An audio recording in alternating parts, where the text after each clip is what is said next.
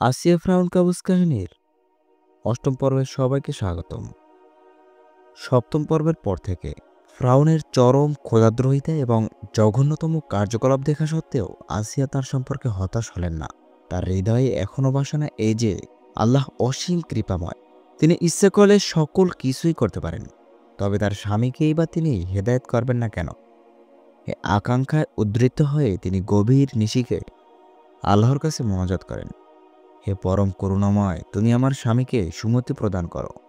হে অন্তর্যামী প্রভু, তুমি আমার স্বামীর কল্যাণ সাধন করে আমার তাবিত হৃদয় শীতল করো। ও হে বিশ্বনিয়ন্তা মহান সম্রাট, তুমি আমাকে অবলা রমণী থেকে দুনিয়াতে পাঠিয়েছ, তুমি উত্তম রূপে জানো। তোমার পরেই আমার হৃদয়ে আমার স্বামীর আসন। স্বামীকে মনে প্রাণ দিয়ে আমি ভক্তি শ্রদ্ধা করি, অন্তর দিয়ে ভালোবাসি। এটাই নারীর ধর্ম প্রভু। কিন্তু আমার হৃদয় জুড়িয়ে দুঃখের বন্যা বইছে এই যে আমার স্বামীর ভ্রান্তি ঘটে যে তোমার সাথে প্রতিযোগিতায় অবতীর্ণ হয়েছে। সে তোমার এ সৃষ্টি জগতের ক্ষুদ্রানুক্ষুদ্র একটি জীব, অথচ সে নিজেকেই নিজের স্রষ্টা বলে ঘোষণা করে। নিজের ধ্বংসের সঙ্গে রাজ্যের অসংখ্য লোকের ধ্বংস ডেকে এনেছে। এজন্য তোমার দরবারে আমি অতিশয় লজ্জিত। তোমার নিকট কোনো কিছু যে প্রার্থনা করব এমন সাহস নেই। সকলে তুমি দেখছো, তবু কি করব? রমণী হয়ে স্বামীর অকল্যাণ দেখা কোনো রূপেই যে সম্ভব নয়। তাই সমস্ত লজ্জা সংকোচ ঝেড়ে ফেলে তোমার পবিত্র দরবারে আমি হাত উঠিয়েছি। হে প্রভু, তুমি আমার অবুঝ স্বামীকে জ্ঞানের আলোকে অবতীর্ণ করো, তার ভ্রমতত্ত্বতা মোচন করে, তার পাপের পঙ্খিল গর্ত হতে উদ্ধার করে তোলো। হে রহমানুর রহিম, করুণাময় আধার, তোমার এই নামটির গুণে আমার স্বামীর প্রতি অনুগ্রহ করো। তার হৃদয়ের মধ্যে ধর্মের আলোক জ্বালিয়ে দিয়ে তাকে সরল সঠিক পথ চিনিয়ে নিবার তৌফিক দাও। সে আমার মনের বেদনা বুঝতে পারুক বা নাই পারুক, মনের অন্যায় মোহ ভেঙে যাক, সে তোমার উপরে আকৃষ্ট হয়ে পড়ুক এবং তোমার উপাসনার প্রয়োজনীয়তা উপলব্ধি করুক। নিজেকে তোমার বন্দিগির মাঝে উৎসর্গ করুক। আমি তাকে নিয়ে একই সঙ্গে মনের আনন্দে তোমার আর্চনায় মগ্ন হয়ে থাকি। প্রভু, তোমার অগোচরে কোনো কিছু নেই। তুমি তোমার এ দাসীর অবস্থা তো দেখতেছ। যখনই তোমার নামের মহিমা কীর্তন করতে নিমগ্ন হই, তখনই স্বামীর অপকীর্তির কথা হৃদয়ের মধ্যে ভেসে ওঠে, দুঃখের আগুনে অন্তর মন উত্তপ্ত হয়ে ওঠে। তাতে তোমার নাম ও স্মরণে ব্যাঘাত সৃষ্টি হয়। জানি না আমার এ ত্রুটি তোমার নিকটে ক্ষমার যোগ্য কিনা। তবে হে প্রভু, তোমার অজানা নয় যে আমার এ ত্রুটি অপরাধ ইচ্ছাকৃত নয়, শুধু স্বামীর কারণে অনিচ্ছাকৃতভাবে এ অপরাধ করছি। তুমি আমার এই ভুল ত্রুটির মধ্যে মূল কারণটিকে নির্মূল করো, আমার স্বামীর অবস্থা সংশোধন করো। হে মহামহিম গাফুর রহিম, তোমার এই নামের কৃপায় তুমি স্বামীর অপরাধ রাশি মোচন করে তার কল্যাণ সাধন করো। তার উপর হাতে তোমার ভীষণ গজবের বালা উঠিয়ে নিয়ে যাও। হে বিশ্বের প্রভু, তুমি তোমার এ দাসীর প্রতি যে অকৃপণ দান প্রদর্শন করেছ, তাতে তোমার নিকট আমি কৃতজ্ঞ। এত বিশাল সাম্রাজ্যের সম্রাজ্ঞী আসন আমি তোমার কৃপায় লাভ করেছি। আমার পার্থিব ভোগবিলাস, সুখ শান্তি, ঐশ্বর্য সম্পদের কোনো প্রাচুর্য নেই। দিবানিশি শত সহস্র দাসী আমার হুকুম তামিল করে মোতায়েন। দুনিয়াতে সৌভাগ্য কতজন নারী লাভ করেছে, কিন্তু হে প্রভু, তুমি আমাকে এসব কিছু দান করেও আমাকে প্রকৃত সুখ এতটুকু দাওনি। মনে হয় তুমি আমাকে এ জগতে সর্বাপেক্ষা দুঃখিনী করে পাঠিয়েছ। এ সমস্তের পরিবর্তে যদি আমি এক অতি কাঙ্গাল ধার্মিক লোকের গৃহিণী হতাম এবং নিশ্চিন্তায় এ স্বাধীনভাবে তোমার গুণ গানে রত হতে পারতাম, তাই আমার ভালো ছিল। প্রকৃত সুখী আমি তখনই হতে পারতাম। এজন্যই মনে হচ্ছে তুমি আমাকে সকল কিছু দান করেও কিছু দাও নাই, বঞ্চিত করে রেখেছ। ওহে ওগো প্রভু, তোমারই বাণী এই যে মানুষ তার ইচ্ছা অনুযায়ী কিছু করতে সক্ষম নয়, শুধু তোমারই মর্জি মাফিক সে সকলের পুতুলের মতো নাড়াচাড়া করছে। যদি তাই হয় প্রভু, তবে আমার স্বামীর প্রতি সুদৃষ্টি বর্ষণ করো। তার মনের যত অন্ধকারাচ্ছন্ন অন্তরটিতে তুমি আলোকিত করে দাও। একদিন নয়, 2 দিন নয়, প্রতিটি রজনী বিনিদ্র থেকে আসিয়া চোখের পানিতে বুক ভাসিয়ে মহাপ্রভুর কাছে তিনি এভাবে প্রার্থনা করতে থাকেন। নিশিক রাত্রির প্রার্থনা স্বামী ফ্রাউনের কর্ণগোচর হয়, তবে আসিয়াকে শাস্তিস্বরূপ অসহ্য নির্যাতনের শিকার হতে হয়। অবশ্য তিনি সেজন্য পরোয়া করেন না, তার এরূপ প্রার্থনা ও করুণ আবেদন চলতেই থাকে। সাথে সাথে তিনি স্বামীর কল্যাণের জন্য সুযোগ পেলে প্রকাশ্যে তাকে উপদেশ দান করেন। স্বামীকে উপদেশ দান একদা আসিয়া তার কক্ষে আরাম কেদারায় বসে স্ত্রীর চুল আঁচড়েছিলেন। তার মনে কোনরূপ শান্তি ছিল না। স্বামীর অধর্মচারণ, তার নিজের প্রতি, স্বামীকে অসহ্য নির্যাতন ছাড়া নির্দোষ হতভাগ্য বনী ইসরায়েলের প্রতি অমানসিক অত্যাচার প্রভৃতি তার মনটিকে একেবারে বিষাক্ত করে তুলেছিল। তিনি চোখের পানি বইয়ে কান্না করতেছিলেন।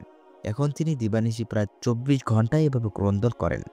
রাত্রে শয্যায় শায়িত হয়ে চক্ষু মুদে শুধু কেঁদেই রাত্রি ভোর করে দেন। নিদ্রা তার নিকট হতে বিদায় নিয়েছে অনেক আগে। দিনের ভাগে তার দান্দনিক প্রয়োজনীয় কাজগুলি করতে বসেন, তিনি কাঁদেন। ক্রন্দন ছাড়া আর কোনো সম্বল নেই। ইবাদত করতে বসে এত অধিক কাঁদেন যাতে মনে হয় তিনি দুনিয়াতে বুঝি শুধু কাঁদতে এসেছিলেন।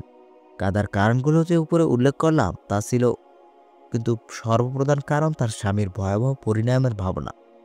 তিনি প্রতি মুহূর্তে যেন চোখের উপরে দেখেন যে তার স্বামীর উপরে আল্লাহ তাআলা ভীষণ আযাব প্রয়োগ করছেন এবং স্বামী তাতে অসহ্য হয়ে মর্মস্পর্শীভাবে চিৎকার করছে, আসিয়া আমাকে রক্ষা করো, আমাকে রক্ষা করো।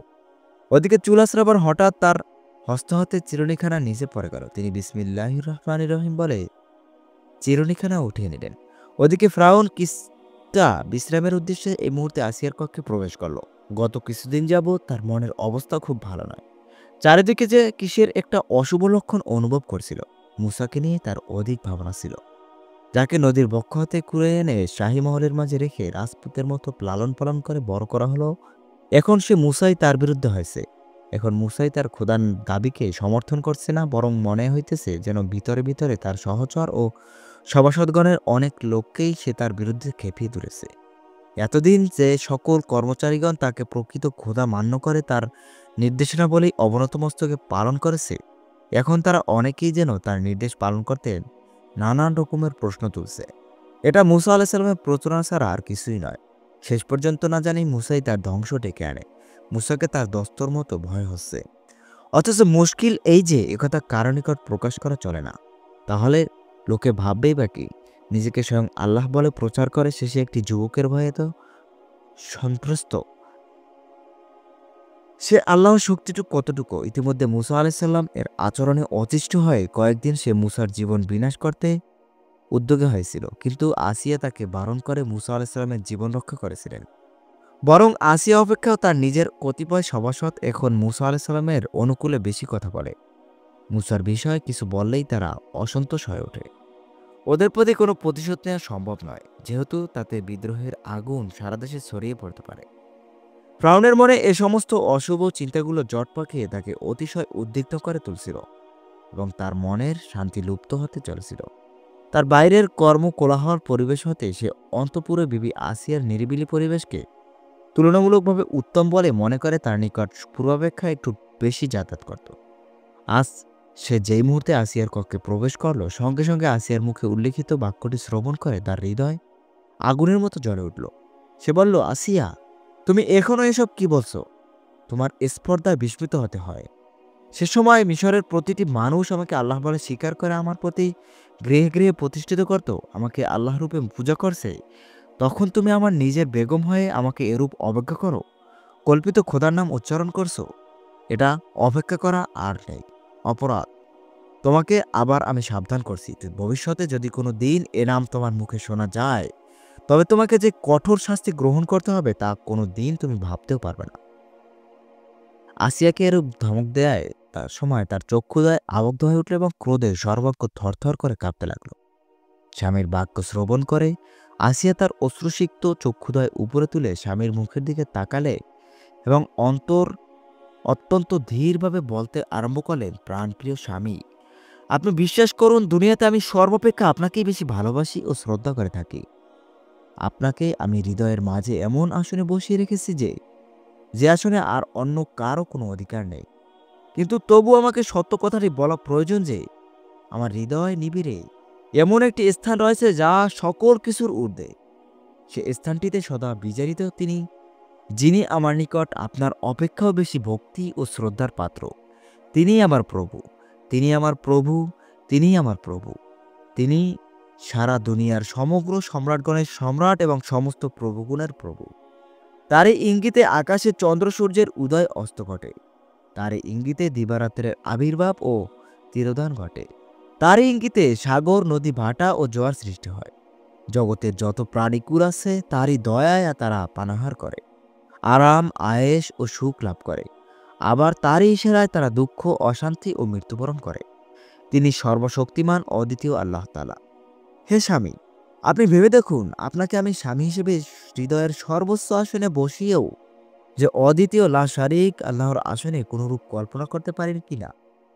স্বামী, আপনি যত বেশি ক্ষমতাশালী ও প্রতিপন্নিত হন না কেন, মহাপ্রভু আল্লাহ তাআলার অতুলনীয় ক্ষমতা ও প্রতাপের কাছে আপনার ক্ষমতা ও বল অতিশয় তুচ্ছ এবং যারপরণিক ক্ষুদ্র। আপনি তারই এক ক্ষুদ্র সৃষ্ট জীব, সীমিত শক্তির অধিকারী। আপনি মহান শক্তিমান হতে পারেন কিন্তু সর্বশক্তিমান নয়। আপনি মহাজ্ঞানী হতে পারেন কিন্তু সর্বজ্ঞ নয়। তা সে মহাপ্রভু আল্লাহ তাআলা। তার অসীম যোগ্যতার সম্মুখে আপনার যোগ্যতার মূল্য কানা করেও নয়। আপনার মুখে, আপনার মনে সুখ, দুঃখ, চিন্তা, শোক, আতঙ্ক আছে, কিন্তু তিনি এ সকলের ঊর্ধ্বে। আপনি জন্মলাভ করেছেন আপনার পিতামাতার উসিলায়। তিনি কারো উসিলায় কিংবা সাহায্য দ্বারা জন্মগ্রহণ করেন নাই। আপনি বহু ব্যাপারে অন্যের কাছে মুখাপেক্ষী, অথচ তিনি বেনিয়াস। এমতো ক্ষেত্রে আপনার পক্ষে শোভনীয় নয় তার সাথে সমকক্ষতা করা কিংবা তার অস্বীকার করা, নিজেকে তার স্থানে কল্পনা করতে যাওয়া। স্বামী, আপনার এ অশোভন স্পর্ধার ফল অতি ভয়াবহ, অতি অমঙ্গলজনক। আমি দিবানিশি শুধু আপনার যে অমঙ্গল আশঙ্কাতে চিন্তিত থাকি, সে ভাবনাতে আমার হৃদয় জুড়ে অহরহ শুধু দুঃখ ও অশান্তির আগুন জ্বলছে। অতএব হে প্রিয়তম, আপনার একান্ত মিনিত এই যে আমার একান্ত মিনিতে এই যে আপনি যে সকল কাজে মহাপ্রভুর শাস্তি কিংবা অভিশাপ আসার সম্ভাবনা আছে, সে সমস্ত কার্যাবলী বর্জন করুন এবং পরিবর্তে তার সন্তুষ্টি লাভের রাস্তা ধরে চলতে থাকুন। আদ্য ফ্রাউন তার স্ত্রীর কক্ষে প্রবেশ করছিল তার সঙ্গে কিছুক্ষণ খোশারোপ করতে, মনের বর্তমান অশান্তিকে একটু লাঘব করতে, কিন্তু তার বদলে আসিয়ার মুখে এ অনভিপ্রেত উপদেশ শুনে তার মনের অশান্তি শতগুণে বেড়ে গেল। সে আর এক মুহূর্ত সেখানে অপেক্ষা না করে রাগে, ক্রোধে, দম্ভে দন্ত দর্শন করতে করতে বের হয়ে গেল। যাবার সময় সে বলে গেল, আমাকে উপদেশ দান করছো? সাহসের সীমা দেখছি মাত্রা ছাড়িয়ে গেছে। আচ্ছা, অপেক্ষা করো, শীঘ্রই আমার মজা দেখাচ্ছি। বুঝতে পারবে এ দুঃসাহসের পরিণাম কত মারাত্মক হয়।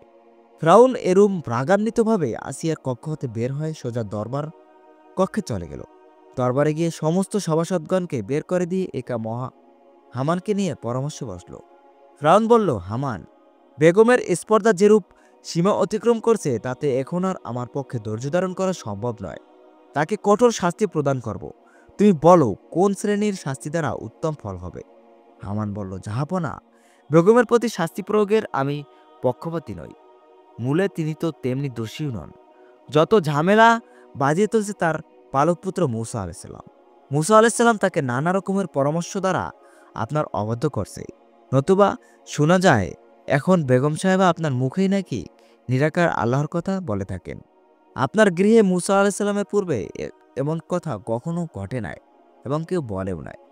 ফ্রাউন বলল, সত্যি উজির, আজই বেগম আমার সাথে বসে আমাকে তার সে আল্লাহর বশ্যতা স্বীকার করতে উপদেশ দিল।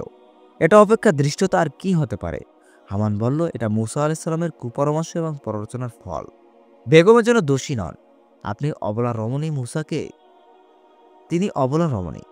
মুসাকে তিনি স্ত্রী ও প্রাণপক্ষে অধিক স্নেহ করেন বলে মুসার পরামর্শ রক্ষা করে থাকেন।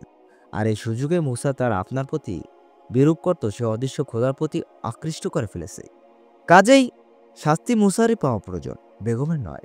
হামানের এই যুক্তি বাদশার খুবই মনোপুত হল এবং মুসাকে এজন্য কঠোর শাস্তিদানের মনস্থ করল। স্ত্রী পত্নীর প্রতি ক্রোধ অনেকটা লাঘব হয়ে গেল, ফলে বেগমের কাছে তার যাতায়াত পূর্বাপেক্ষা অনেকটা কমে গেল।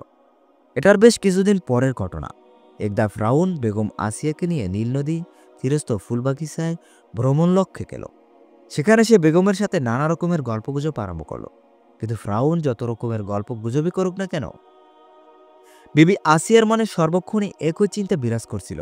তিনি তার স্বামীকে কিভাবে ভ্রান্তি হতে উদ্ধার করবে, মুক্তির পথে আনবে, তার অন্তরে শুধু ঘুরে ফিরে একই বিষয় ঘুরপাক খাচ্ছিল।